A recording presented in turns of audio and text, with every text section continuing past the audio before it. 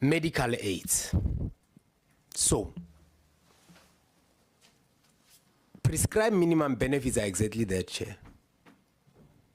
They are in the realm of medical aids. Nowhere in the RAF Act are you going to find where they say the medical aid must claim. You know what medical aids were doing? They would hire a lawyer for their members to come and claim from RAF. Why would they go about doing it in such a way, Chair, where they hire a lawyer for lawyer to claim? And when the lawyer claims, he doesn't say medical aid, he says, I'm claiming on behalf of Collins. And then after that, the money must be paid to them. Section 19D says you can't enter an agreement with anyone who's not listed in 19C. The medical aid is not listed in 19C, so they can't enter into an agreement that once the money is received, it must be paid to them. It's unlawful. What have we done? We have taken it to court. Of course, the view will be, well, the court disagrees. Yeah, we have appealed because we believe very strongly that the Medical Schemes Act is very clear about whose role it is. By the way, medical aid schemes are not insurers. They are also social benefit schemes. So our view is that we are opening a litany of other things in our view that would not help society, but also would not help this country. Where we are saying people must now go and claim from SASSA. I must join and say, this is my retirement fund, and then it must now go and claim such as the portion I was supposed to if I was not part of that. I don't think that's what we want to do. And Chair, we are in battle with that one, and it's in line with the law, as it were. So the prescribed minimum benefits, Chair, other things that are not prescribed minimum benefits in terms of medical aid, we pay. So they must not create an impression that we are not paying everything. Honorable Madlala says that they are internal matters. And it will be remiss of us to come in here and say, well, the RAF is operating like no, it's a process, Chair. It's a process, consequence management, all those things, and all that. And we get a green because just a few days ago, one of our own employees was sentenced to 12 years in prison. That's our work, okay? So we are not going to be liked, Chair. It's understandable.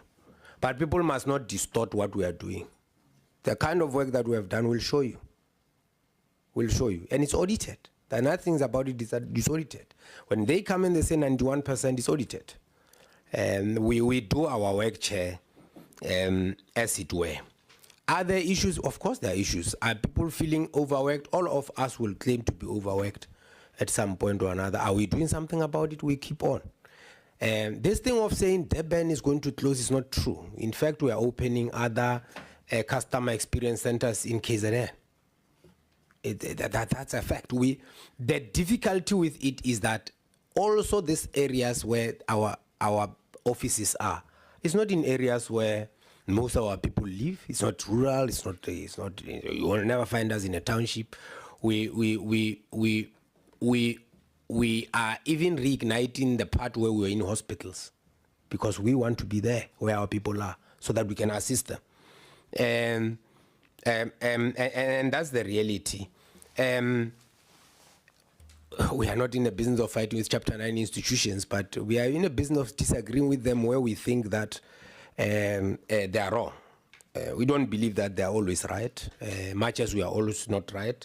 But it's something that the perception that we just disagree with the AG or everyone for the sake of it can't be true, Chair.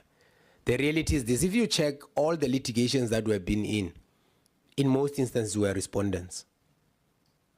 We are respondents. We are never the ones that start the litigation. It's very rare, in rare cases, that happens.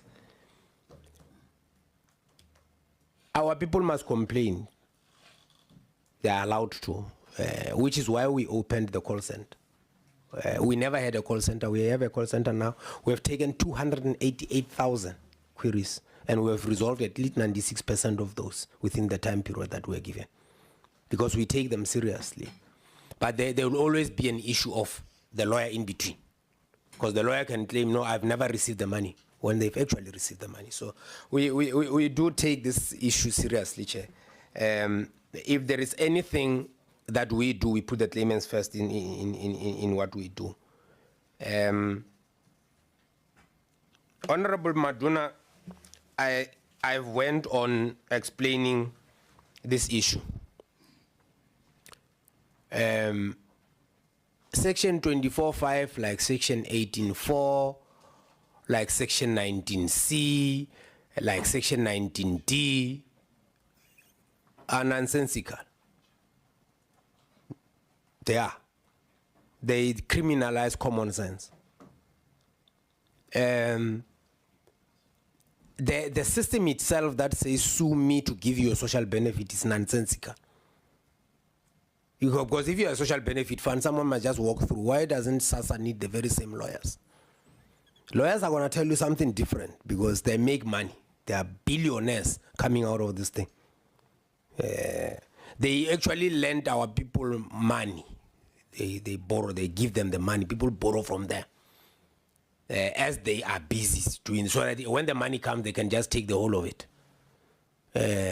We get, I mean, there was Sprite Incorporated where a person owes, after that, I think they charged that person 724,000 for a claim. The loss of earnings of that person was 241,000. After that was paid, they were still owing the law firm. And that's a fact. I mean, we can go on, and they're not alone, by the way. We'll be disclosing very soon, Chair, these issues.